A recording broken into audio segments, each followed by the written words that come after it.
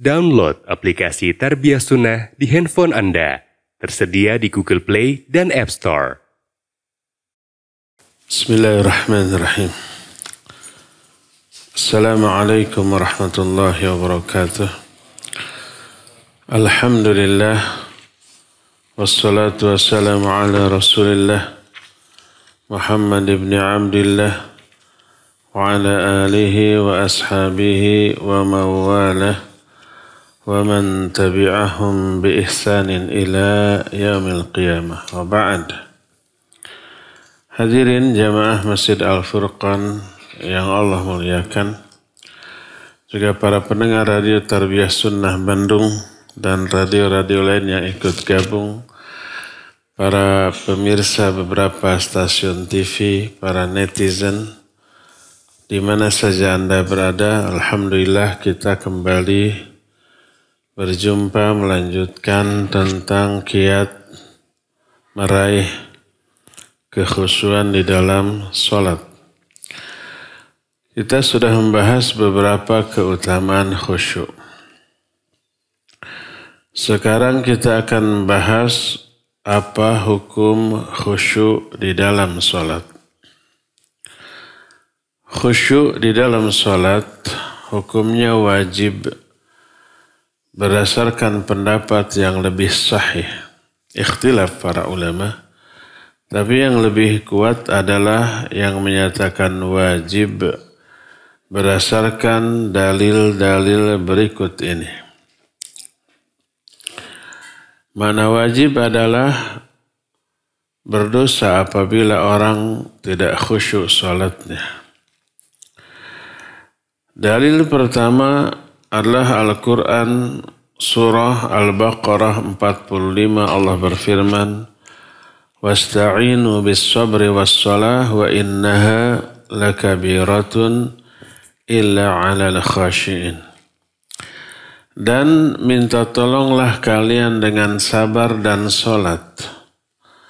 Sesungguhnya salat itu sangat-sangat berat kecuali bagi orang-orang yang khusyuk. Ketika menerangkan ayat ini, berkata Syekhul Islam Ibn Taimiyah dalam kitab Majmu' Fatawanya, "Wa hadha yaqtadi dhamma ghairil khashi'in. Wa idza kana ghairul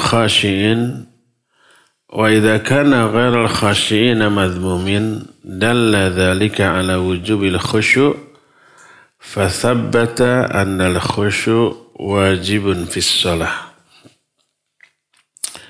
Ayat ini mengandung celaan kepada orang-orang yang tidak khusyuk. Apabila orang yang tidak khusyuk tercela, maka ini menunjukkan wajibnya khusyuk. Maka tetaplah hukum khusyuk itu adalah wajib di dalam sholat. Karena yang tidak khusyuk terkena dengan celaan. Celaan mengisyaratkan adanya kemurkaan Allah dan tersedianya azab bagi yang tercela tersebut. Inilah dalil pertama. Dalil kedua, surah Al-Mu'minun ayat 1-10 Allah berfirman, "Qad aflahal mu'minun alladzina hum fi salatihim khashi'un walladzina hum 'anil lagwi mu'ridun walladzina hum lizzakati fa'ilun walladzina hum li furujihim hafizun illa 'ala azwajihim aw ma malakat aymanuhum فَإِنَّهُمْ غَيْرُ مَلُومِينَ فَمَنِ ابْتَغَى وَرَاءَ ذَلِكَ فَأُولَئِكَ هُمُ الْعَادُونَ وَالَّذِينَ هُمْ لِأَمَانَاتِهِمْ وَعَهْدِهِمْ رَاعُونَ وَالَّذِينَ هُمْ عَلَى صَلَوَاتِهِمْ يُحَافِظُونَ أُولَئِكَ هُمُ الْوَارِثُونَ alladzina yarithuna al-firdaus hum fiha khalidun. Sungguh berbahagia orang-orang yang beriman, yaitu orang yang khusyuk dalam sholatnya, dan orang-orang yang berpaling dari hal yang sia-sia, dan orang-orang yang menunaikan zakat. Sebagian ulama ahli tafsir menyatakan walladzina hum lizzakati fa'ilun. Zakat di sini artinya mensucikan jiwa, menjauhkan diri dari dosa. Bukan zakat berupa uang. Sehingga artinya dan orang-orang yang dalam hal mensucikan jiwa mereka melakukannya. Kenapa? Karena ayat ini Makkiyah. Dan di Makkah belum turun kewajiban zakat. Salat juga belum. Karena belum ada kewajiban zakat, maka makna az-zakah di dalam ayat ini adalah mensucikan jiwa dengan cara menjauhi dosa. Sama dengan ungkapan Allah dalam ayat ini, fawailul lil musyrikin alladzina la yu'tuna az-zakah. Celaka orang-orang musyrik, yaitu yang tidak menunaikan zakat. Orang musyrik kan gak mungkin menunaikan zakat. Makna walladzina la yu'tuna zakah artinya yang tidak mensucikan jiwanya dari noda syirik, tidak tobat. Jadi dalam ayat ini walladzina hum lizzakati fa'ilun, orang-orang yang tidak mensucikan jiwanya, tidak menjauhi dosa. Dan orang-orang yang memelihara faraj-faraj mereka, menjaga faraj mereka kecuali kepada istri atau kepada hamba sahaya yang mereka miliki, maka sungguhnya dalam hal itu mereka tidak tercela.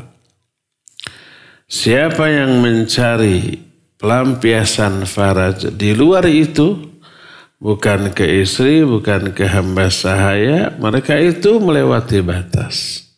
Menunjukkan istri dan hamba sahaya halal. Yang dimaksud menjaga faraj ada dua. Pertama, tidak memperlihatkannya, karena itu inti dari aurat bagi manusia. Kedua, tidak melakukan hubungan dengan faraj. Kecuali kepada dua orang ini boleh. Istrinya dan siapa? Hamba sahayanya. Halal, bahkan ibadah. Boleh diperlihatkan, boleh melakukan hubungan. Tapi selain kepada kedua ini, kepada anak, kepada adik atau kakak, kepada ibunya, kepada sahabatnya, gak ada sahabat laki dengan perempuannya. Pokoknya kepada orang lain selain dua orang ini. Dua orang itu siapa? Istri dan hamba sahaya. Pembantu bukan hamba sahaya loh. Kepada pembantu gak boleh. Maka haram. Selain kepada kedua orang ini haram. Faulaika humul adun. Terus orang-orang yang menunaikan amanah-amanah dan janji-janji mereka. Dan orang-orang yang menjaga salat-salat mereka. Merekalah orang-orang yang akan menjadi ahli waris. Yaitu orang yang akan menerima warisan surga Firdaus. Mereka kekal di dalamnya selama-lamanya. Ayat ini Al-Mu'minun 1-11 menjelaskan 5 kewajiban. Pertama, wajib khusyuk dalam sholat. Kedua, wajib berpaling dari hal yang sia-sia. Ketiga, wajib mensucikan jiwa. Keempatnya, wajib menjaga faraj, kecuali ke istri dan ke hamba sahaya. Kelimanya, wajib menunaikan janji-janji dan amanah. Keenam, 6 kata, menjaga sholatnya. Ini 6 kewajiban. Siapa yang memelihara 6 kewajiban, surga Firdaus tuh. Berkata Syekhul Islam Ibn Taimiyah ketika menerangkan ayat ini, وَذَلِكَ يَقْتَدِي أَنَّهُ لَا يَرِثُهَا غَيْرُهُمْ وَقَدْ دَلَّ هَذَا عَلَى وُجُوبِ هَذِهِ الْخِصَالِ إِذْ لَوْ كَانَ فِيهَا مَا يُسْتَحَبُّ لَكَانَتْ جَنَّةُ الْفِرْدَوْسِ تُورَثُ بِدُونِهَا لِأَنَّ الْجَنَّةَ تُنَالُ بِفِعْلِ الْوَاجِبَاتِ دُونَ الْمُسْتَحَبَّاتِ ولهذا لم يذكر في هذه الخصال إلا ما هو واجب وإذا كان الخشوع في الصلاة واجبا فالخشوع يتضمن السكينة والتواضع جميعا. Kata Syekhul Islam, ayat ini mengandung makna selain orang-orang yang disebutkan dalam ayat ini tidak akan mendapatkan warisan surga Firdaus. Dan ini menunjukkan ke-6 perkara yang diterangkan dalam ayat tadi wajib. Karena kalau itu sunnah, maka surga Firdaus berarti diwariskan kepada orang yang tidak menunaikan yang wajib, hanya menunaikan yang sunnah. Padahal surga tidak bisa diraih kecuali dengan cara melakukan yang wajib, bukan yang sunnah. Kecuali yang sunnah dilakukan, yang fardu juga dikerjakan. Fardu kalaku, sunnah kalampah. Oleh karena itu tidaklah disebut dalam ayat-ayat tadi kecuali hanya yang wajib saja. Menunjukkan semua 6 perkara tadi wajib. Dan yang pertama, kewajiban pertama itu ternyata apa? Khusyuk di dalam sholat. Kalau khusyuk dalam sholat adalah wajib, maka khusyuk mencakup ketenangan dan tawadhu sekaligus. Maka di dalam ruku Nabi SAW membaca doa. Ini doa ruku. Doa ruku bukan hanya subhana rabbiyal azim saja. Ini ada doa ruku. Nabi SAW membaca Allahumma laka raka'tu wa bika amantu wa laka aslamtu khash'a laka sam'i wa basari wa mukhi wa azami wa asabi. Allahumma ya Allah laka raka'tu. Ya Allah hanya kepada engkau aku ruku. Wa bika amantu dan hanya kepada engkau aku beriman. Wa laka aslamtu dan hanya kepada engkau aku pasrah. Kalau orang memahami ilmu balaghah, makna yang terkandung di dalam hadis ini tidak sekedar yang diartikan tadi. Allahumma laka raka'tu, ya Allah hanya kepada engkau aku ruku. Tidak hanya segitu. Tapi ada 2 hal. Yang pertama, ada pengkhususkan hanya ruku kepada Allah dan tidak ruku kepada yang lain. Baik ruku dalam rangka ibadah maupun ruku dalam rangka menghormat. Ada tradisi ruku dalam rangka menghormat. Ada di Sunda ya. Mungkin di tempat lain ada. Jadi kalau ada orang tua duduk di pinggir jalan, kita lewat. Bilang punten sambil apa? Agak bungkuk dikit. Khudu. Khudu itu tunduknya badan. Ruku termasuk khudu, tunduknya badan. Kalau ruku kita kepada Allah, rukunya dalam rangka ibadah. Kalau ruku kita ke orang, dalam rangka apa? Menghormat, bukan ibadah. Siapa orang yang ruku kepada selain Allah dalam rangka ibadah, dia syirik. Dalam rangka ibadah.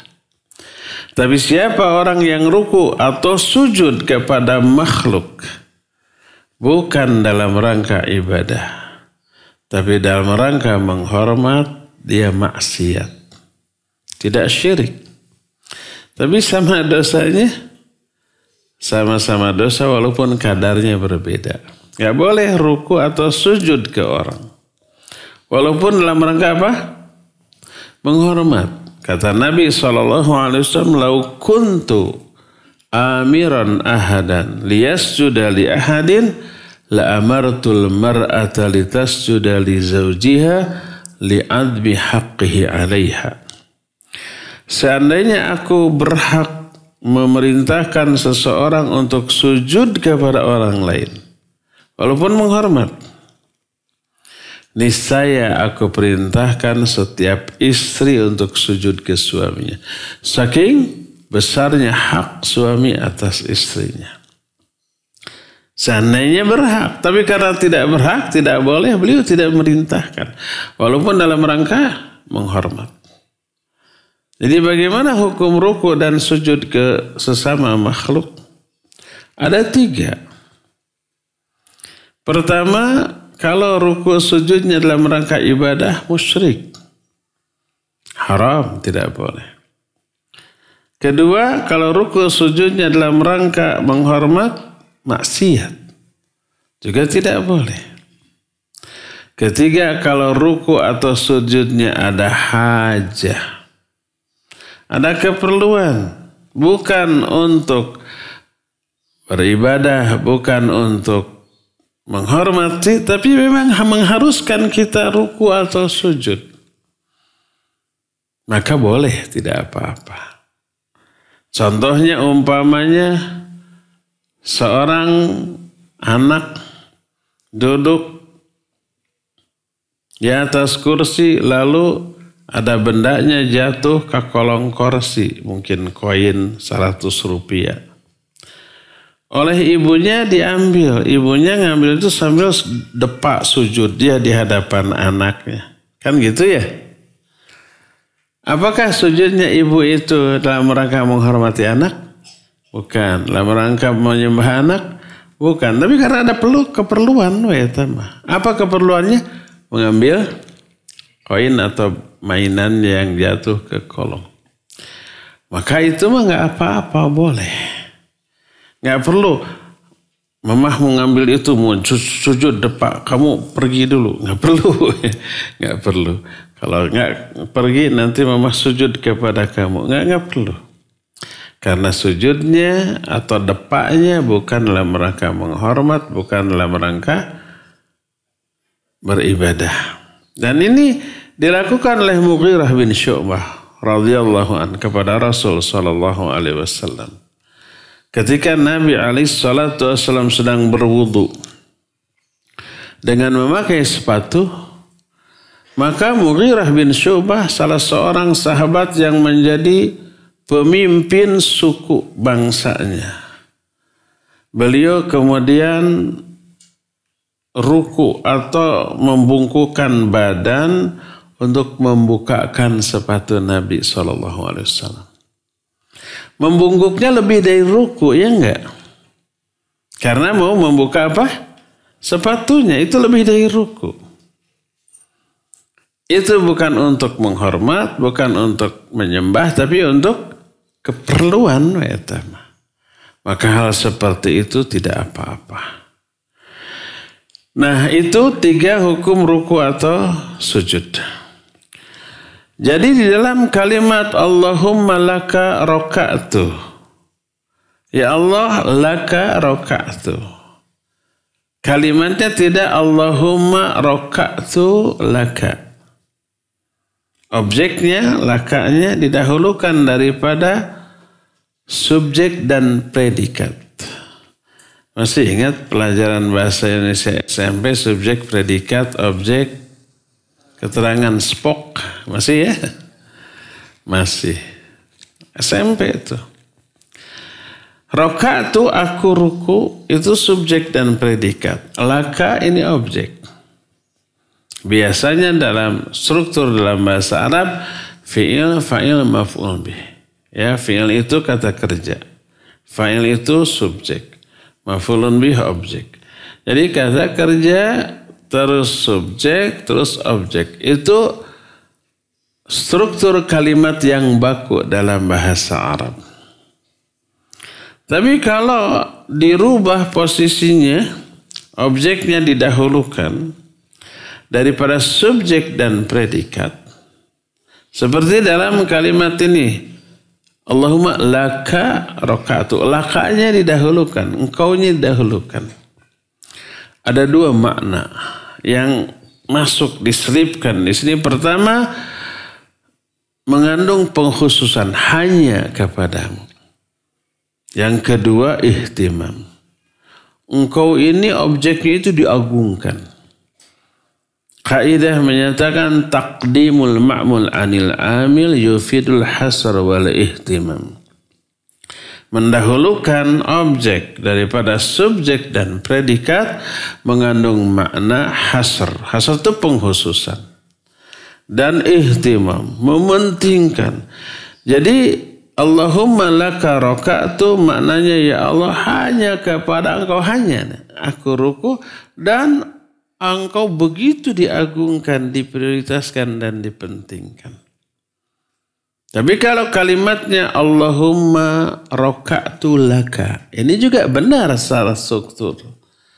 Ya Allah, aku ruku kepadamu. Tapi tidak mengandung makna hanya dan ihtimam, enggak. Aku ruku kepadamu tapi kepada yang lain juga. Dan rukunya aku kepadamu tidak berarti engkau prioritas terpenting, enggak. Nah itu kalau Allahumma roka'tu laka. Tapi di sini kalimatnya Allahumma laka roka'tu. Objeknya didahulukan. Maka ketika mengucapkan ini hadirkan dua hal tadi. Pertama ada pengkhususan. Hanya kepada engkau aku ruku dan tidak kepada yang ruku dalam rangka ibadah. Dan engkau begitu diagungkan, dipentingkan, diprioritaskan. Sama dengan dalam kalimat iyyaka na'budu wa iyyaka nasta'in. Iyyaka-nya didahulukan.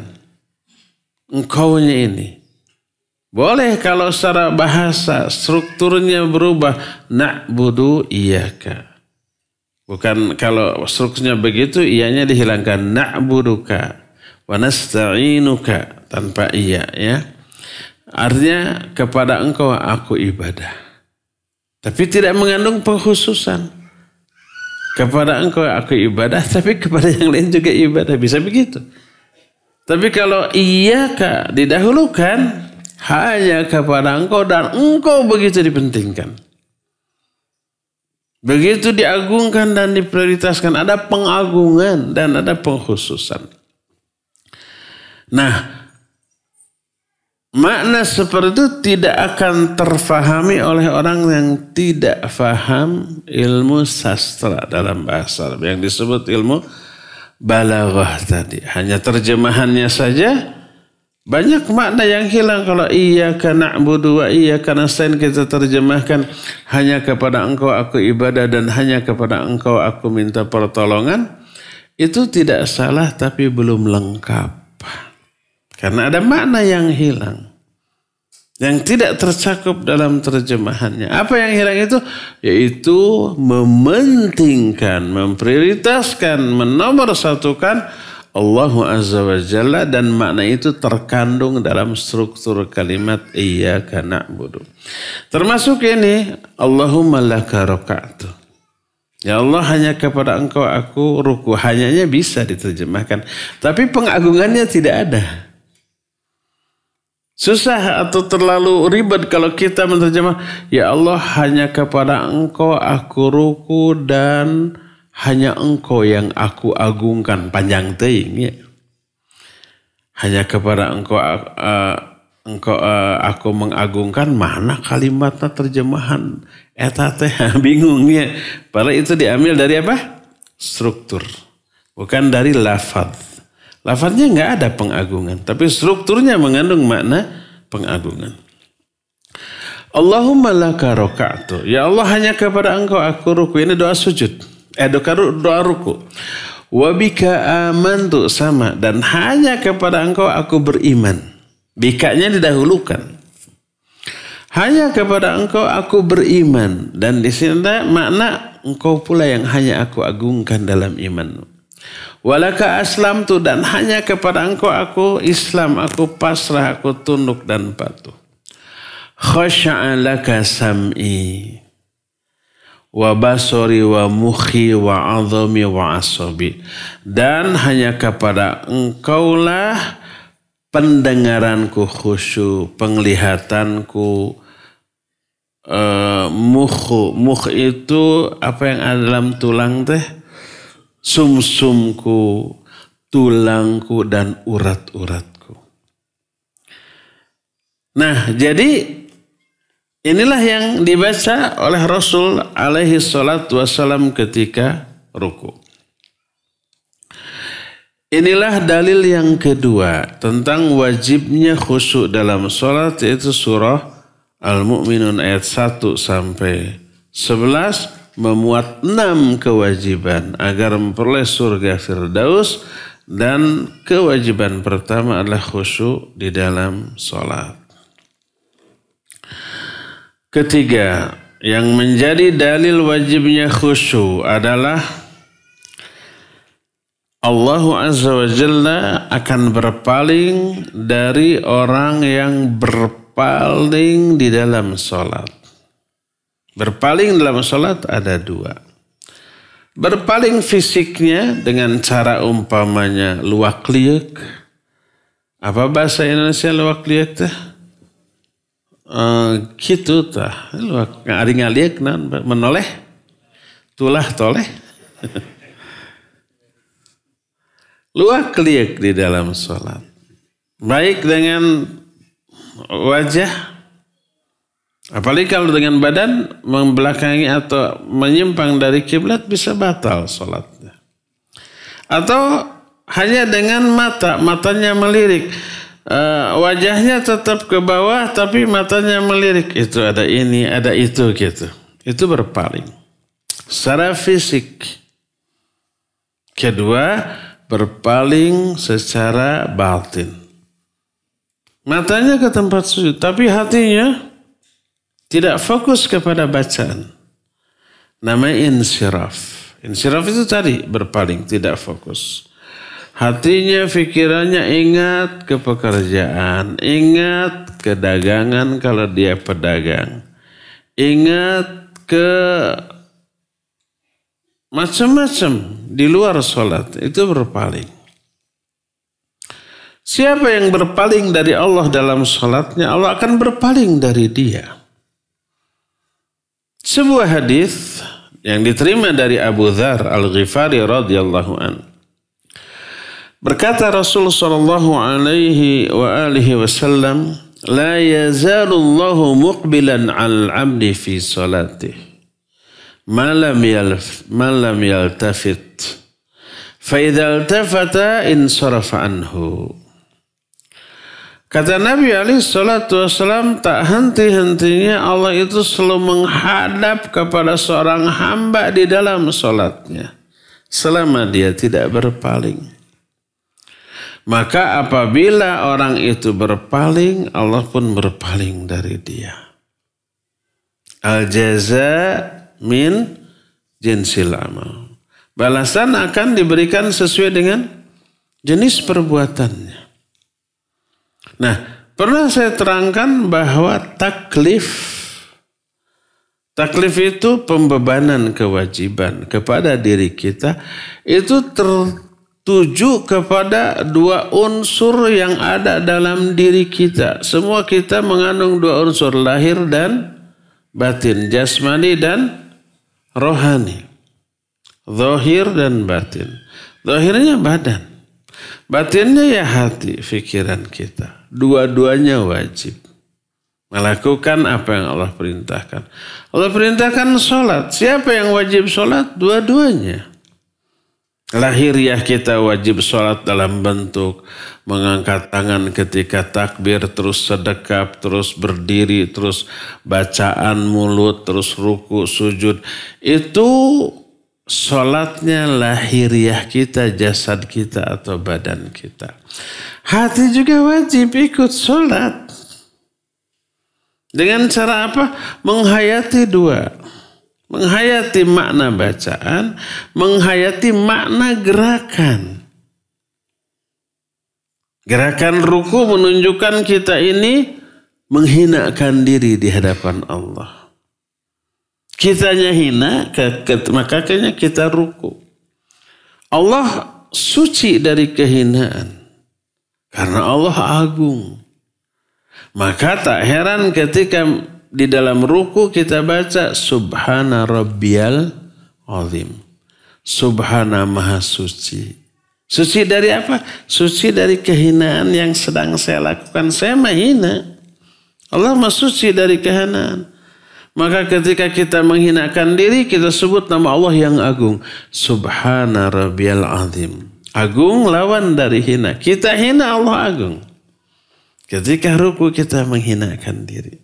Hilangkan kesombongan, ketakaburan, ujub dan yang sejenisnya itu. Kita menghina. Ketika kita sujud, kita sedang merendahkan diri di hadapan Allah. Kitanya merendahkan diri, Allah suci dari kerendahan. Maka kita sebut Subhana Rabbiyal A'la. Kita rendah, Allah Maha Tinggi. Rendah ini sebaliknya dari tinggi. Nah, jadi dalam ruku, dalam sujud, hayati dua hal. Dan doa dalam ruku, dalam sujud sangat matching dengan gerakan, dengan doanya. Doa ruku dengan gerakan ruku matching. Naon matching tanya? Klop, pas gitunya. Doanya mensucikan Allah dan mengagungkan Allah.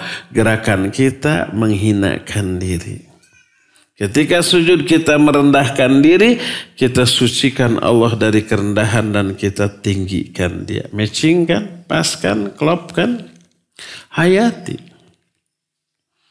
Dan begitulah seterusnya. Itulah yang sholatnya jiwa kita, hati kita. Dua-duanya wajib sholat. Itulah yang disebut dengan kekhusyuan. Jadi selarasnya antara jiwa dan raga ketika sholat. Raga ikut sholat, melakukan sholat, jiwa kita juga ikut sholat. Nah, kalau raga sholat, tapi hatinya, pikirannya nggak sholat, ingat ke sono, ingat ke sini, ingat ke ini, ingat ke itu, nggak sinkron, nggak matching, nggak harmonis antara jiwa dan raga kita. Mulutnya mengucapkan Subhana Rabbiyal Azim, Subhana Rabbiyal A'la ketika ruku dan sujud, hati mah ingat kemana, mah gitunya. Gak sinkron, gak matching, gak selaras. Hambarlah sholatnya. Ya. Nah, maka ketika hati kita berpaling dari Allah ketika sholat, Allah berpaling juga dari dia. Kata Allah, la yazalullahu muqbilan ala abdihi fi sholatih malam yaltafit. Fa idzal tafata insarafan. Kata Rasul SAW. Allah tak henti-hentinya menghadap kepada seorang hamba di dalam sholatnya. Selama hamba itu tidak berpaling. Ketika hamba itu berpaling, Allah pun berpaling darinya. Itu hadis sahih riwayat Imam Abu Daud dalam kitab sunannya. Dalam lafaz An-Nasai dan Imam Ahmad sedikit berbeda kalimatnya. La yazalullahu muqbilan alal abdi fi solatih malam yaltafit fa idza sarafa wajhahu in sarafa anhu. Allah tak henti-hentinya menghadap kepada seorang hamba dalam solatnya selama tidak berpaling. Kalau wajah orang itu berpaling, Allah juga berpaling dari dirinya. Inilah dalil yang ketiga. Makna Allah berpaling, Allah murka. Allah tidak ridha. Dan itu dosa. Makanya wajib bagi setiap orang untuk khusyuk. Dalil keempat. Sebuah hadis yang diterima dari Al-Harith Al-Ash'ari radhiyallahu anhu. Dalam salah satu hadis yang panjang. Karena panjang nggak akan semuanya dibacakan. Tapi dibacakan kalimat yang ada hubungan dengan apa yang sedang kita bahas. Berkata Nabi SAW, wa innallaha amarakum bis-shalah. Fa idza shallaitum fala taltafitu. Fa innallaha yansibu wajhahu liwajhi 'abdihi fi sholatihi ma lam yaltafit. Sesungguhnya Allah merintahkan kalian untuk sholat. Maka apabila kalian sholat, janganlah ngabalir. Nah, itulah bahasa Sunda namanya. Jangan menoleh. Ngabalir itu apa? Menoleh. Karena sungguhnya Allah selalu menegakkan wajahnya kepada wajah seorang hamba. Menghadapkan wajahnya. Allah menghadapkan wajahnya. Menunjukkan Allah punya wajah. Tidak hanya hadis, tapi juga ayat. Wa yabqa wajhu rabbika dzul jalalil wal ikram.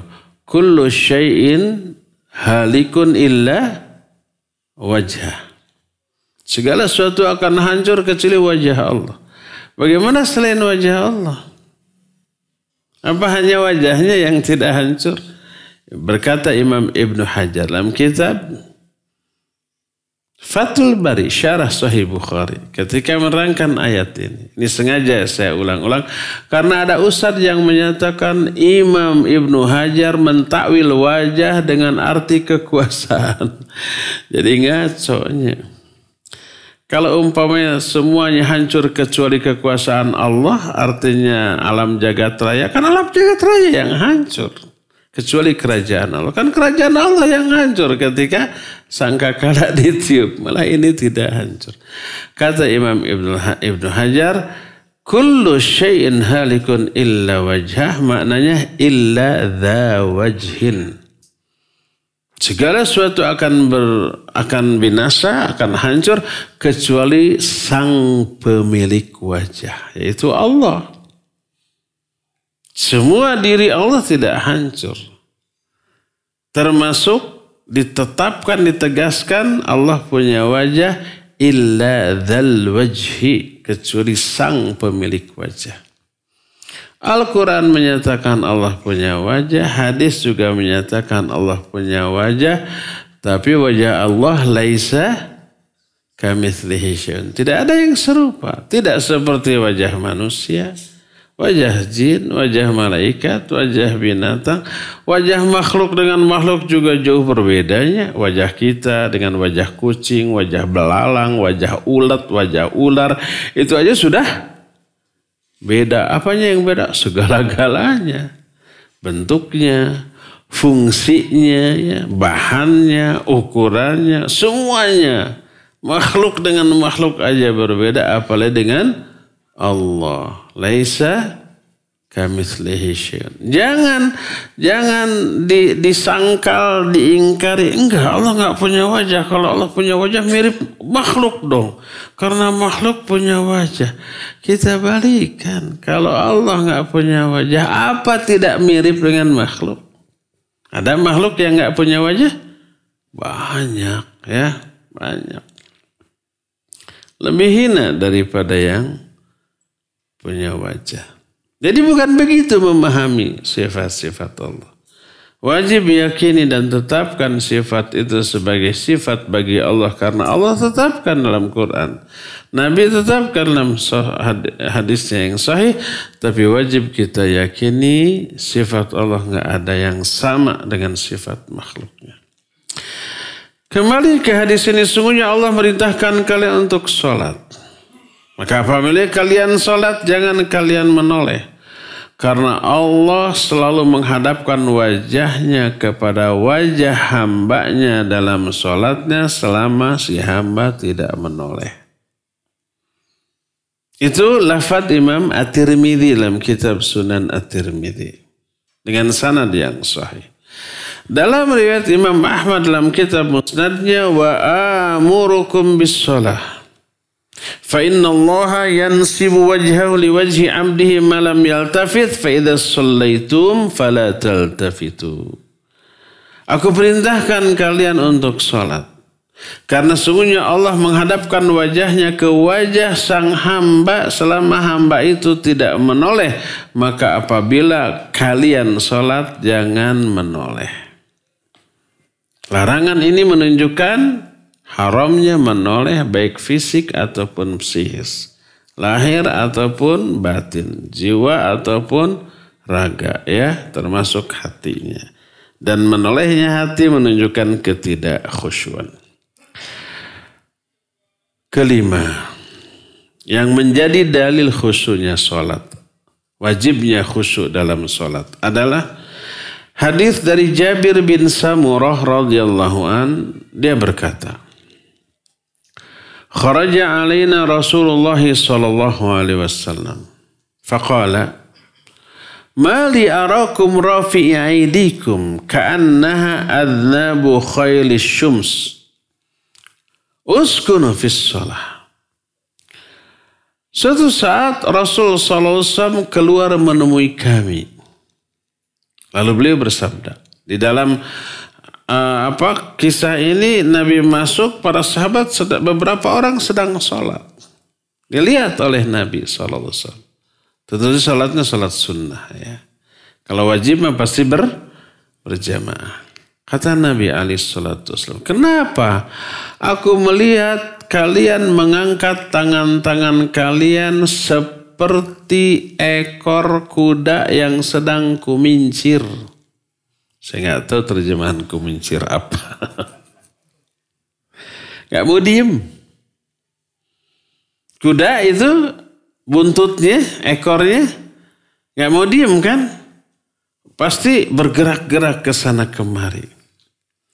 Para sahabat ketika sholat, tangannya itu begitu, bergerak-gerak.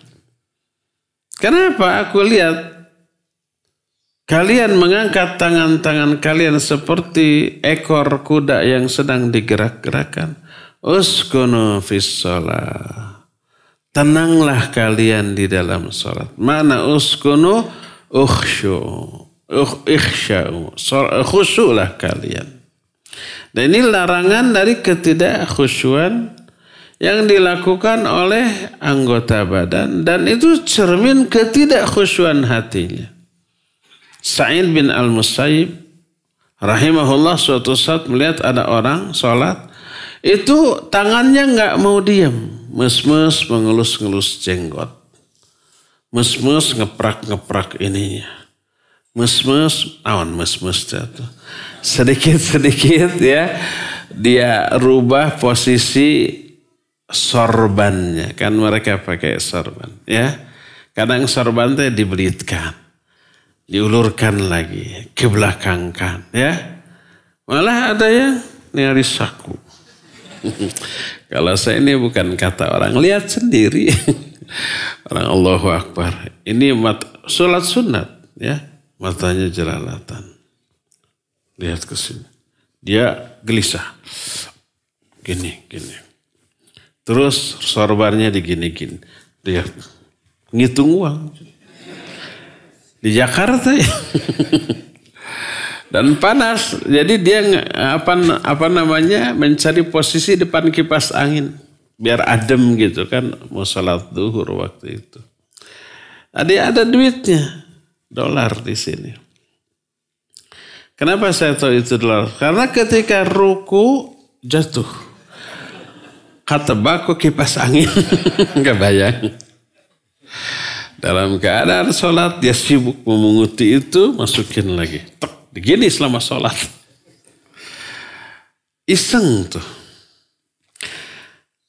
Sa'id bin al-Musayyib melihat ada orang sholat tangannya nggak mau diem, lalu beliau berkata, "Lau khasha'a qalbu hadza la khasha'at jawarihuhu." Seandainya hati orang ini khusyuk, maka khusyuk pula lah seluruh anggota badannya. Tidak akan ngopepang. Ngopepang itu nggak mau diem, ya. Inilah yang ke-5, yang ke-6. Di antara dalil yang mewajibkan khusyuk dalam sholat adalah firman Allah dalam surat yang ma'ruf. Semua yang hadir di sini pasti sudah hafal. Kalau ada yang nggak hafal, kebangetan, kacida. Allah berfirman, fawailul lil musallin alladzina hum an salatihim. Itu surah At-Takatsur atau Al-Kafirun? Surah apa? Al-Ma'un. Benar. Kalau berilmu nggak akan ketipu, nggak akan kejebak. Itu surah Al-Ma'un. Ayat keberapa? 4 dan 5. Fawailul lil musallin alladzina hum an salatihim sahun. Celaka orang yang salat, itu orang yang lalai dari salatnya. Berkata Imam Ibnu Qayyim rahimahullah, ketika menjelaskan ayat ini, kata beliau, walaysal sahwu anha tarkaha wa illa lam yakunu musallin wa innama huwa sahwu an wajibiha imma anil waqt kama qala Ibnu Mas'ud wa ghairihi wa imma anil hudhur wal khusyu was-shawab annahu ya'umun naw'ain fa innahu subhanahu athbata lahum salatan wa safahum bis-sahwi anha fa huwa as-sahwu an waqtihal wajib wa an ikhlasiha wa hudurihal wajib. Walidzalika wasafahum bis-sahwi. Law kana as-sahwu tarkan lamma kana hunaka riya.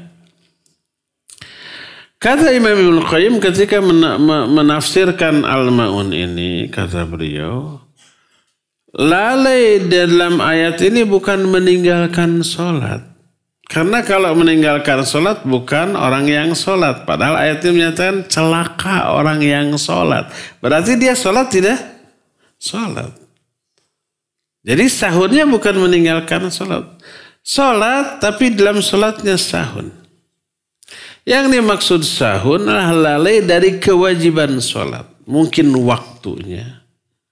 Waktunya diundur-undur, ditunda-tunda. Harusnya di awal waktu, ini pertengahan atau hampir akhir waktu. Sebagaimana perkataan Ibnu Mas'ud dan yang lainnya.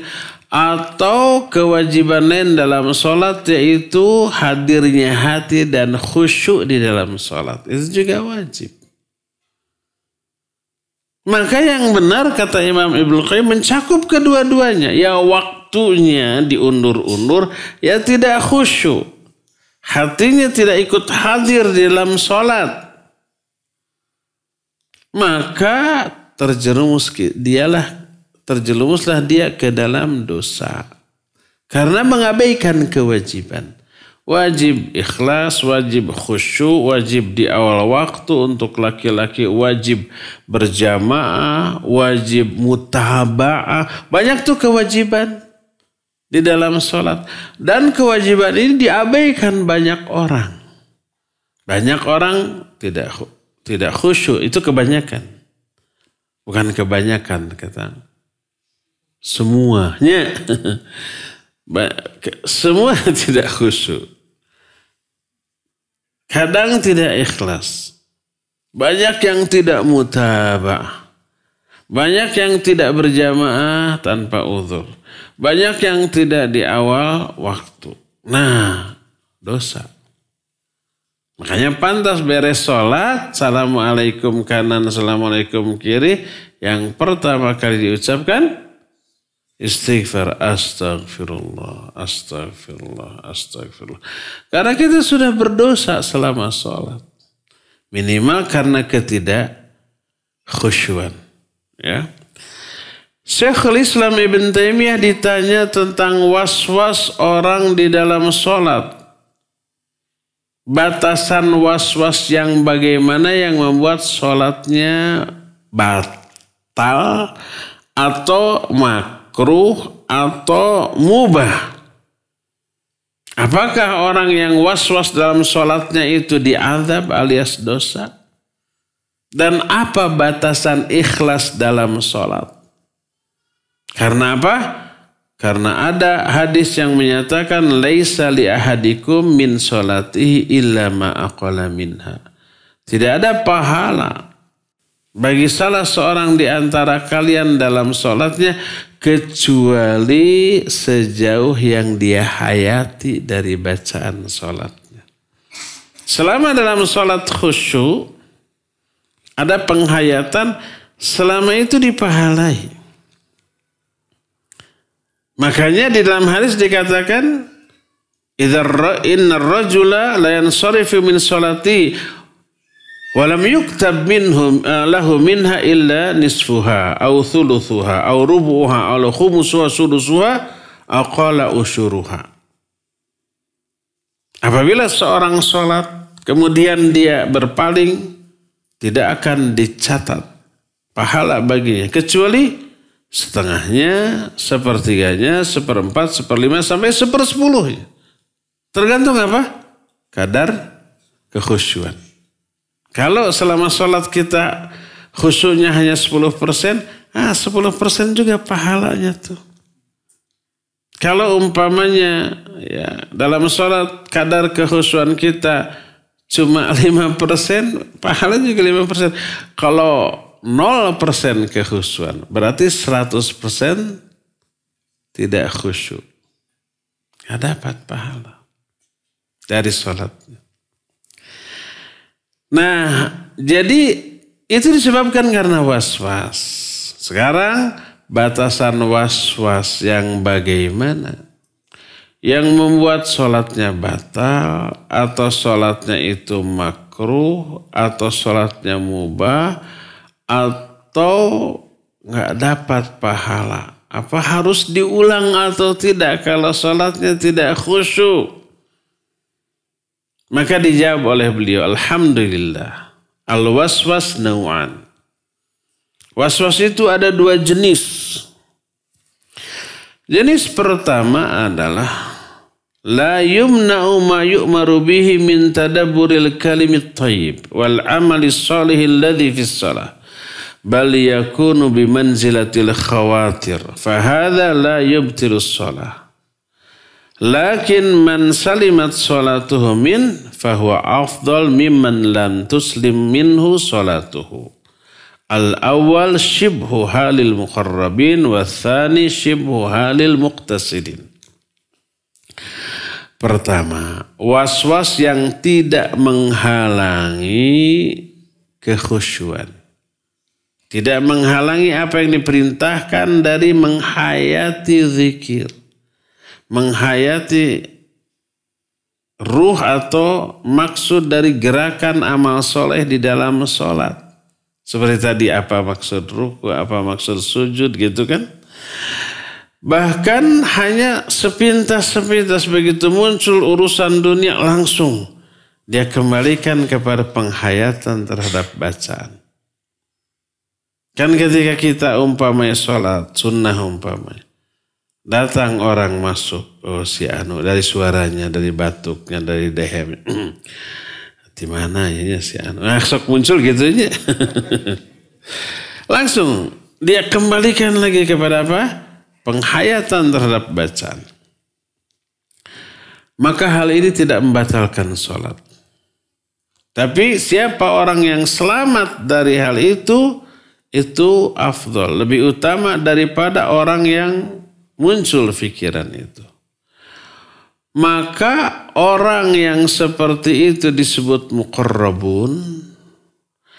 Dan orang yang terus mengikuti lamunannya disebut muqtasidun.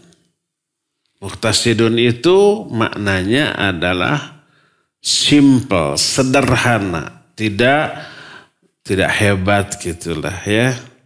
Standar lah. Tapi muqarrabun ini di atas standar, di atas rata-rata. Ini waswas yang pertama. Kedua, fahuwa mana al-faham wa syuhud al-qalb bihaitsu yasiru ar-rajulu ghafilan. Fahadha la raiba annahu yamna'u thawaba.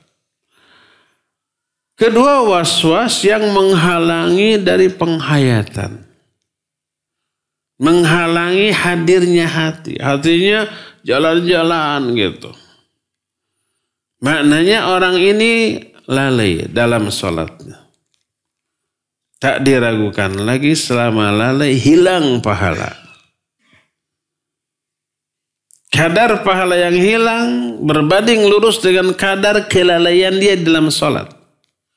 Sebagaimana dalam hadis, innar rajula la yansarifu min sholatih. Walam yuktab lahu minha illa nisfuha. Au thuluthuha. Au rubuha. Au khumusuha wa sudusuha hatta qal. Au usyuruha. Seseorang sholat lalu berpaling dari sholatnya. Maknanya hatinya yang berpaling, bukan badannya. Kalau badannya berpaling mah batal. Ini hatinya. Maka tidak dicatat pahala sholat baginya kecuali mungkin setengahnya, sepertiganya, seperempat, sampai sepersepuluhnya tergantung kadar kekhusyuan dia. Kalau jalan-jalannya hati selama sholat 90%, jalan-jalan 10%-nya menghayati, hanya 10% dia. Berkata Ibnu Abbas radhiyallahu anhuma, laisa laka min sholatika illa ma aqalta minha. Tidak ada pahala bagimu dari sholatmu kecuali sebatas yang kamu hayati dari bacaan sholatmu. Walakin hal yubtilu sholah wa yujibul i'adah. Tapi apakah sholatnya itu batal dan wajib diulang atau tidak? Kalau umpamanya kita menyadari kayaknya cuma 10% kekhusyuan saya dalam sholat ini, kan gitunya. Atau kadang dari awal sampai akhir Allahu Akbar blank. Sampai salam, sholatnya mah benar secara fisik. Tapi secara psikis tidak ada penghayatan dari awal sampai akhir. Apakah batal sholat dan harus diulang atau tidak? Fihi tafsil. Dalam hal ini ada rincian. Fa'innahu in kanatil ghaflah fi shalah aqal min al-hudur wal ghalibul hudur lam tajibul i'adah. Wa in kana thawabun naqisan fa inna nusus qad tawatarat bi anna as-sahwa la yubtilu as-shalah wa innama yujbiru ba'dahu bis sajdati as-sahwi wa amma in ghalabatil ghaflah 'ala al-hudhur fa fihi lil ulama qawlan. Apabila kelalaian dalam salat itu tidak hadirnya hati, tapi hanya sebagian kecil dari waktu sholatnya. Wal ghalib hudur. Sebagian besar dalam sholatnya itu hatinya hadir. Umpamanya di atas 50%, 60% dia hadir. Dia tidak wajib mengulang sholatnya walaupun pahalanya berkurang. Yang tidak terhayati hilang pahalanya. Yang terhayati dapat pahalanya. Dan hadis mutawatir bahwa orang yang lalai dari sholatnya karena lupa tahiyat awal gitu ya. Itu kenapa bisa lupa? Karena lalai. Sholatnya tidak batal tapi harus diganti dengan apa? 2 sujud sahwi. Adapun kalau mayoritas dari sholatnya lalai di atas 60-70% lalai. Khususnya cuma 20 atau 30%. Kita mah 30% sudah gedenya. Maka dalam hal ini para ulama ada 2 pendapat. Pendapat yang pertama, la tasihus sholah fil batin wa in shohat fil zahir. Tidak sah sholatnya secara batin walaupun secara zahir sah. Kalau zahirnya kan tidak ada yang membatalkan. Tidak ada gerakan yang membuat sholatnya batal. Kalau zahir. Tapi batinnya ini. Sholat batinnya dia itu tidak batal. Batal. Karena apa? Tidak khusyuk. Kenapa? Karena maksud dari sholat yaitu kekhusyuan tidak tercapai. Seperti sholat orang yang riya. Maka orang yang riya salatnya secara zahir sah. Tapi secara batin tidak sah. Makanya diazab fawailul lil musallin alladzina hum yura'un. Ini adalah pendapat Abu Abdullah Abu Hamid Al-Ghazali rahimahullahu ta'ala. Ini pertama. Kedua, tabra'u dhimmah. Dia sudah menunaikan kewajiban. Tidak wajib mengulangi sholat. Walaupun tidak ada pahala baginya. Pahalanya nggak dapat. Tapi dia sudah dianggap menunaikan kewajiban. Sama dengan orang yang saum. Selama saumnya ngomongnya nyelekit. Menghina, menggibahi, mencela, memfitnah orang. Bohong. Dalam saumnya, apakah saum itu batal karena kemaksiatan? Tidak. Saumnya tetap selama tidak makan, tidak minum, tidak hubungan suami istri, saumnya tidak batal. Dia sudah dianggap menunaikan saum. Tapi pahala saumnya musnah. Rasulullah SAW bersabda, "Man lam yada' qawla zur wal amala bih, falaisa lahu min siyamihi ilal ju' wal atas." Siapa orang yang selama saumnya tidak meninggalkan ucapan dan amalan yang buruk, yang sia-sia, tidak ada yang dia dapat dari saumnya kecuali lapar dan dahaga. Dan ini pendapat yang masyhur dari Imam Ahmad dan imam-imam Ahlus Sunnah yang lainnya. Demikian juga orang yang sholat, dia melamun dalam sholatnya. Sholatnya sah, tidak batal. Dan tidak wajib mengulang kembali. Karena tidak batal. Sah. Tapi musnah pahalanya. Tidak batalnya sholat orang itu diperjelas dengan sebuah hadis yang diriwayatkan Imam Bukhari dan Imam Muslim dari Abu Hurairah radhiyallahu anhu. Berkata Rasul sallallahu alaihi wasallam, "Idza adzana al-muadzinu bis-shalah adbara asy-syaitan wa lahu durat hatta la yasma' at-ta'dzin. Fa idza qada at-ta'dzin aqbala hatta idza thuwiba bis-shalah adbara hatta idza qada at-tathwib aqbala hatta yakhtiru bainal mar'i wa nafsihi yaqul udhkur kadha ma lam yakun yadhkur hatta yadhalla la yadri kam shalla fa idza wajada ahadukum dhalika falyasjud sajdatain."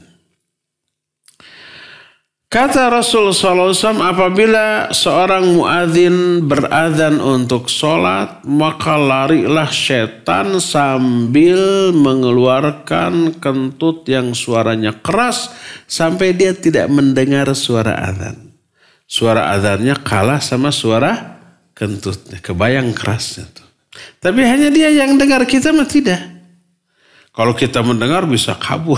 Suara naon gitu. Bayangkan suara adzan kalah. Padahal adzan kan kencengnya. Apalagi pakai speaker. Dahsyatnya kentut setan begitu. Bila selesai adzan, datang lagi dia ke masjid. Sampai ketika dikomatkan untuk sholat. Maka dia kabur lagi. Ketika adzan kabur, ketika qomat kabur. Ketika selesai qomat datang lagi. Sampai dia membisikkan sesuatu kepada pikiran seorang. Ingat ini, ingat itu. Yang perkara yang di luar sholat tidak ingat, muncul ingatan itu di dalam sholat. Osokan gitunya. Barang hilang yang dicari di luar sholat, nggak ketemu dalam sholat. Oh, didinya gening. Tah. Ada yang mengalami begitu? Ada, pasti banyak. Banyak apa semua? Semua. Sampai dia tak ingat lagi berapa rakaat yang sudah dia lakukan. Maka apabila salah seorang di antara kamu mengalami hal itu, sujudlah 2 kali di akhir sholat. Sujud apa? Sujud sahwi. Orang ini khusyuk tidak? Tidak khusyuk. Makanya dia lupa jumlah rakaat. Nabi SAW hanya memerintahkan 2 kali sujud sahwi dan tidak memerintahkan orang itu untuk mengulang kembali sholatnya. Nabi tidak mengatakan siapa di antara kan yang mengalami itu ulanglah sholatnya. Tidak. Tapi sujudlah 2 kali. Di akhir sholatnya. Ini menunjukkan sholatnya sah. Dan tidak harus diulang tapi pahalanya hilang. Sebanyak apa hilang pahala? Sebanyak kelalaian dia di dalam sholat. Kalau lalainya 80%, udah 80% dari sholatnya hilang pahalanya. Lumayan 20% dapat pahala. Jadi ternyata sholat fardu kita ada bolongnya? Bukan ada, tapi banyak. Bolong dari sisi keikhlasan, dari sisi kekhusyuan, dari sisi mutaba'ah, dari segi waktu. Wah banyak tuh. Ya. Makanya wajib ditambal tuh. Apa penambalnya? Salat sunat. Perbanyak salat sunat. Sebab pasti salat kita ini banyak bolongnya. Makanya tak heran kalau jumlah rakaat dan jenis salat sunat jauh lebih banyak daripada salat wajib. Karena kita lebih banyak tambalan. Kita lebih banyak butuh tambalan untuk menambah bolong-bolong sholat fardu kita. Jangan sampai sholat fardunya bolong gitu. Kita menyatakan ada sunnah. Kalau nggak sholat sunat juga nggak dosa. Akhirnya ditinggalkan. Padahal sangat perlu untuk menambal kekurangan sholat fardu kita. Perbanyak sholat sunnah. Jangan abaikan. Inilah penjelasan tentang beberapa dalil tentang hukum khusyuk yang intinya khusyuk itu adalah wajib. Ya cukup sampai di sini. Insyaallah kita teruskan nanti di Ahad yang akan datang. Sebulan lagi maksudnya ya. Ya kita masih punya waktu 5 menit untuk bertanya jawab. Wa sallallahu ala nabiyina Muhammadin wa ala alihi wa ashabihi. Taib, barakallahu fiqh. Umpamanya kita dalam sujud berdoa minta kesembuhan untuk sahabat kita, orang tua kita yang sedang sakit. Lalu ingat ke orang tua, ingat ke sakitnya, ingat waktu nganter ke dokternya gitu. Iya. Itulah was-was dari syaitan. Laknatullahi alaih. Dan sudah diterangkan, munculnya was-was tidak dosa. Karena bukan hasil ikhtiar kita. Sesuatu yang tiba-tiba dimunculkan oleh syaitan. Itu bukan perbuatan kita. Baru dosa kalau was-was syaitan itu kita ikuti.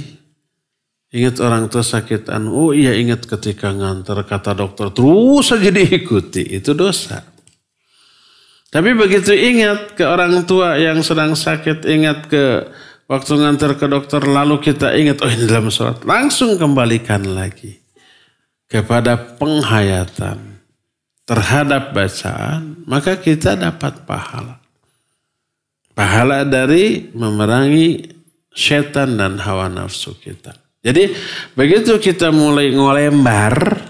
Apa ngolembar? Kita mulai itu cepat ingat kembalikan lagi. Cepat ingat kembalikan lagi. Cepat ingat kembalikan lagi kepada penghayatan. Maka insya Allah tidak akan merusak pahala sholat kita. Ya.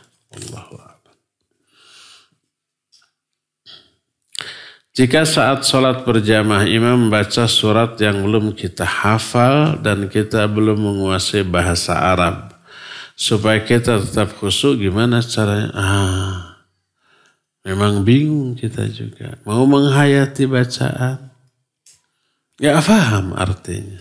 Gak hafal juga. Terus apa tuh? Terserahlah. Itu resiko dari orang yang gak ngerti bahasa Arab atau yang hafalannya sedikit. Sejauh mana kita mementingkan bacaan. Baik sholat ataupun Al-Quran. Itu menentukan kualitas iman dan ibadah kita. Kalau kita ingin memiliki iman dan ibadah yang berkualitas, ada ikhtiar dong. Ada usaha dong. Perbanyak hafalan. Perbanyak ilmu tentang makna dari apa yang kita hafal. Baru insya Allah kita akan lebih berkualitas ya. Usahalah.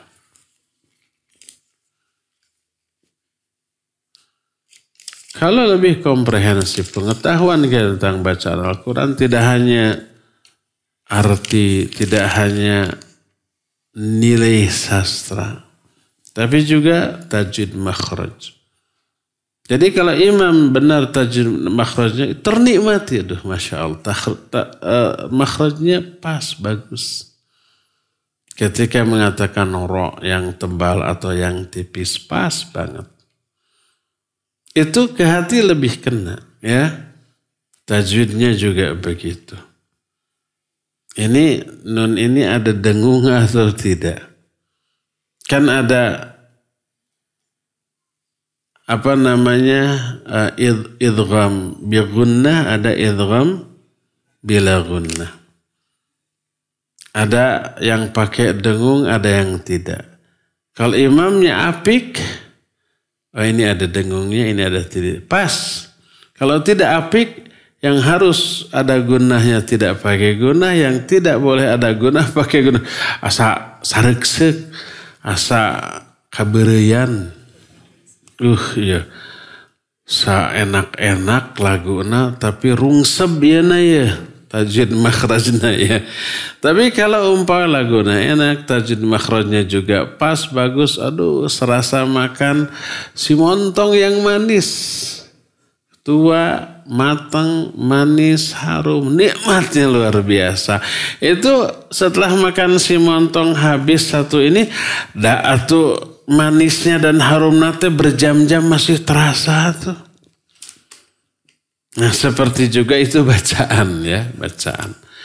Jadi kita harus berupaya, berjuang, berkorban. Menambah ilmu kita tentang Al-Quran. Dari aspek makna, dari aspek tafsir, dari aspek nilai sastra atau balaghah, dari aspek tajwid makhraj. Rasakan sensasinya. Ketika mendengar orang membaca Al-Quran. Itu jauh berbeda. Mohon penjelasan mengenai berdoa di dalam ruku dan sebelum salam. Dalam ruku dan sebelum salam. Apakah kita selalu mengawali sholawat dulu, dilanjut dengan memuji nama Allah dalam Asmaul Husna. Setelah itu kita berdoa dan ditutup dengan sholawat kepada Nabi kita sallallahu alaihi wasallam. Kalau sendirian ya. Karena Nabi SAW pernah mendengar seorang berdoa dalam sholatnya, lalu beliau berkomentar, orang ini terburu-buru. Kenapa? Karena tidak menyertakan sholawat dalam doa dalam sholatnya. Ini pasti bukan sholat fardu. Pasti sholat sunnah. Karena sholat fardu gak bisa kita bebas berdoa ya. Baru juga subhana rabbiyal a'la 3 kali, imam sudah takbir bangkit gitu ya dari sujud. Nggak bisa. Tapi kalau dalam sholat sendirian. Maksudnya sholat sunnah. Jangan yang fardu. Kalau fardu wajib berjamaah. Dalam tahajud. Atau dalam sunat apa saja. Boleh rawatib lama? Boleh, bagus. Bukan boleh, bagus. Umpar sholat sunat rawatib lebih lama daripada sholat fardu. Nggak apa-apa. Nggak masalah. Ya karena bebas kita. Nggak ada orang yang terganggu dengan lamanya sholat kita. Beda dengan jamaah. Kalau kita jadi imam gak bisa lama-lama. Karena mungkin makmum banyak yang ada keperluan. Maka gak bisa berlama-lama. Ya. Iya, jadi kalau sholat sendirian silakan. Pakai sholawat kepada Nabi SAW.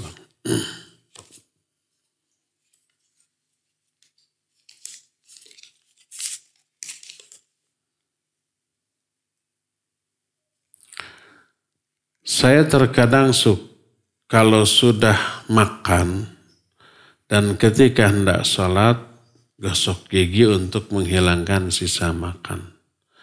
Namun di dalam sholat suka ada sisa makan yang keluar dari sela-sela gigi. Tadi sok dicokel kuletah. Jadi iseng ketika sholat itu si lidah itu beraktivitas. Menyisir setiap celah gigi bisi aya nu nyelap. Teu khusu letahna. Dan terus diludahkan. Dan saya suka menaruh tangan dengan ludahnya. Jorok. Kemudian digosok ke baju. Tambah jorok.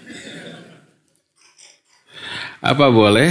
Atau saya telan saja karena ukuran semakannya kecil. Kalau itu si montong walaupun kecil manisnya itu terasa. Manis dan harumnya itu terasa ya. Taib barakallahu fiik.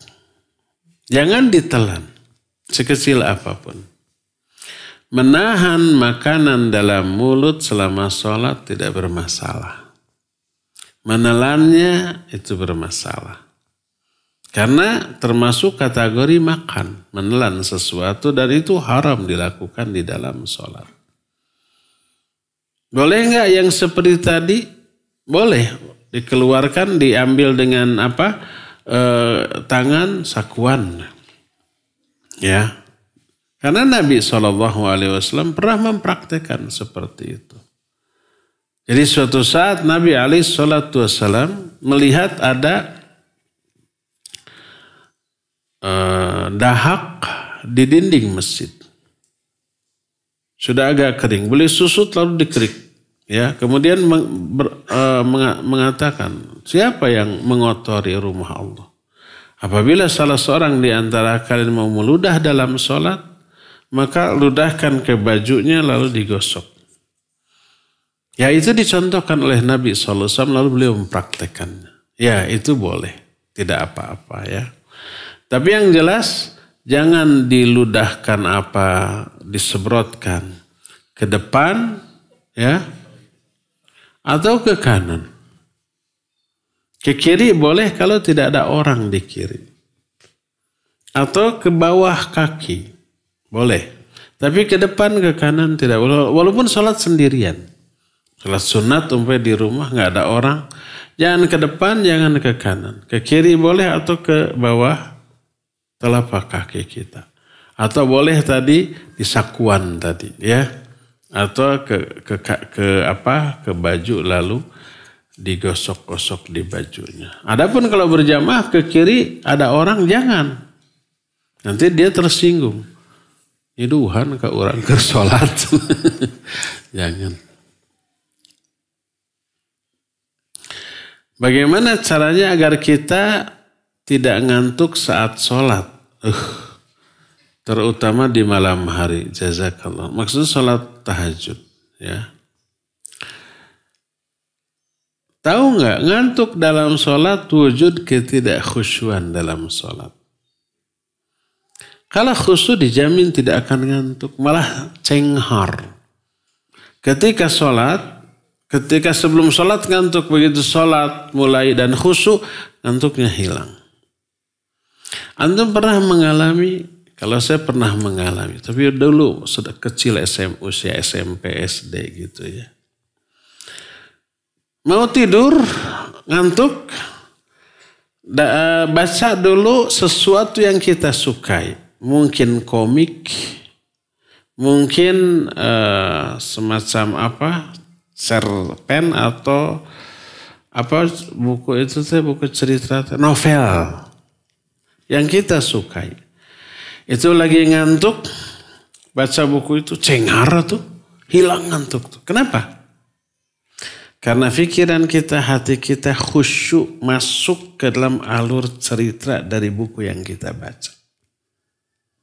Kalau umpamanya konsentrasi full, maka cenghar. Ngantuk tuh hilang, padahal lagi ngantuk baca itu. Atau orang yang keranjingan game. Dan semalaman atau cangkel mah cangkel. Tapi ini konsentrasi penuh, tidak ngantuk. Lagi ngantuk main game cenghar. Ada yang begitu? Ya. Apalagi sholat. Kalau lagi sholat, pikiran kita, hati kita masuk kepada alur makna doa yang kita baca. Maka itu akan membuat kita cenghar. Apalagi yang kita baca dari ayat yang kita baca dalam sholat tentang surga, tentang neraka, tentang kisah. Coba baca surat Yusuf dalam sholat tahajud dari awal sampai akhir. Dah seru tuh. Dan bisa berakhir dengan tangisan haru. Ketika Nabi Yusuf sudah jadi raja mendatangkan orang tuanya. Mendatangkan saudara-saudaranya. Lalu orang tuanya didudukkan di mana? Di singgasananya. Apa yang dilakukan? Nabi Yusuf dan anak-anaknya kemudian sujud kepada ayahnya. Sujud dalam rangka apa? Menghormat bukan ibadah. Dan zaman baheula boleh. Sujud dalam rangka menghormat dibolehkan zaman baheula. Malaikat disuruh sujud kepada Adam. Dalam rangka apa? Menghormat. Nabi Yusuf dan saudara-saudaranya sujud kepada ayahnya. Dalam rangka menghormat. Lalu Nabi Yusuf duduk, lalu saudara-saudaranya juga sujud kepada Nabi Yusuf dalam rangka menghormat. Syariat zaman baheula boleh. Tapi ini dimansuh, dihapus di zaman Nabi SAW. Sehingga beliau menyatakan, andai aku berhak menyuruh seorang untuk sujud kepada yang lain, aku perintahkan istri untuk sujud kepada suami. Kalau boleh, karena nggak boleh maka nggak boleh. Nah itu bisa terharu kita. Perjuangan penderitaan Nabi Yusuf gitu yang begitu panjang, yang begitu berliku gitu. Happy ending. Artinya bahagia di akhir cerita. Bisa haru, bisa nangis kita. Kebayang kalau umpamanya kita begitu. Orang tua yang kita banggakan disuruh duduk seperti itu, lalu kita sujud dalam rangka menghormat selama itu secara syar'i dulu dibolehkan. Bangga ya. Jadi hilang tuh rasa kantuk. Nah, jadi pertama coba tingkatkan kualitas khusyuk kalau ngantuk. Yang kedua, cobalah 2 rakaat pertama salam, coba lakukan upaya menghilangkan rasa kantuk. Senam-senam dulu, stretching dulu gitu ya. Bikin kopi dulu, kopi maksudnya. Atau apa gitu ya, wudhu dulu gitu. Supaya hilang rasa kantuk. Setelah hilang, baru sholat lagi. Gimana kalau sedang sholat fardu? Kebangetan kalau sholat fardu ngantuk. Dalam surat Al-Mu'minun ayat 6 disebutkan kecuali istri atau hamba saya. Yang saya tanyakan, siapa hamba saya itu? Maksudnya namanya nggak tahu. Hamba sahaya bahasa kitanya budak belian. Zaman sekarang tidak ada. Zaman dahulu di zaman sebelum Nabi, zaman para sahabat masih ada. Siapa hamba saya? Hamba saya itu orang yang statusnya milik tuannya. Mungkin dibeli gitu ya. Atau dihadiahkan gitu. Maka dia ibarat barang milik kita. Sebagai milik kita boleh disuruh kerja ini, kerja itu. Termasuk kalau dia wanita boleh digauli oleh tuannya. Ya. Hamba saya lahir hasil peperangan. Yang kalah ya ditawan, kalau ditebus bebas, kalau nggak ditebus dia jadi budak, statusnya jadi budak. Laki ataupun perempuan itu jadi budak, jadi hamba sahaya. Milik tuannya. Milik tuannya siapa? Nanti panglima atau pemimpin pasukan yang menang itu yang mengatur ya, sebagaimana diaturnya pembagian harta rampasan perang, termasuk tawanan. Ini nggak ada yang nebus nih. Berarti jadi hamba sahaya. Ini diberikan ke kamu, ini ke kamu. Dan kadang ada wanita yang ikut perang. Baik sebagai tentaranya, ada kan yang jagoannya. Atau sebagai perawat yang luka, atau tukang masak, atau apapun. Itu jadi tawanan perang, jadi hamba sahaya. Kalau tidak, ditebus oleh keluarganya. Nah, ini menjadi milik tuannya. Kalau wanita hamba saya digauli oleh tuannya lalu hamil, lalu melahirkan anak, disebutnya ummul walad dalam kitab fiqih. Anaknya merdeka. Ibunya tetap menjadi hamba sahaya. Sehingga anaknya menjadi tuan bagi ibunya. Karena anaknya merdeka dinisbatkan ke ayahnya kan. Ibunya tetap menjadi hamba sahaya dan anaknya orang merdeka sehingga anaknya menjadi tuan bagi ibunya. Ini yang dimaksud dengan ketika ditanya tentang tanda-tanda kiamat adalah antalidal amatu rabbataha. Kalau seorang hamba sahaya wanita melahirkan tuannya. Ini maksudnya. Ini tanda-tanda kiamat. Dan kata Imam Ibnu Hajar ini mengisyaratkan di akhir zaman akan ada lagi perbudakan. Sebelum kiamat. Dan lahirlah ini. Seorang hamba sahaya melahirkan tuannya. Karena anaknya orang merdeka dan dianggap sebagai anak tuannya sementara ibunya tetap hamba sahaya. Lalu apa keuntungan si ibu yang punya anak dari tuannya? Kalau tuannya meninggal, otomatis dia merdeka. Tapi selama tuannya ada, dia masih hamba sahaya. Nah, itulah hamba sahaya. Dulu ada, nanti di akhir zaman akan ada lagi, sekarang tidak ada. Di Indonesia, di Saudi, di Timur Tengah, pembantu bukan tuh. Awas, Ikhwan, ke pembantu. Kamu halal, kamu milik saya. Enggak. Karena pembantu bukan miliknya, dia pekerja yang digaji. Kalau pembantu mau berhenti boleh? Boleh. Kalau hamba saya mau berhenti jadi hamba saya, nggak bisa. Bisa berarti tapi nebus dirinya dengan jumlah tertentu yang disepakati. Ya, bisa. Disebutnya makatib. Ya. Itulah hamba saya, sekarang tidak ada. Cukup ya sampai di sini dulu. Tidak semua pertanyaan terbahas karena terbatasnya waktu. Subhanakallahum bihamdik. Asyhadu an la ilaha illa anta astaghfiruka wa atubu ilaik. Walhamdulillahi rabbil alamin. Wassalamualaikum warahmatullahi wabarakatuh.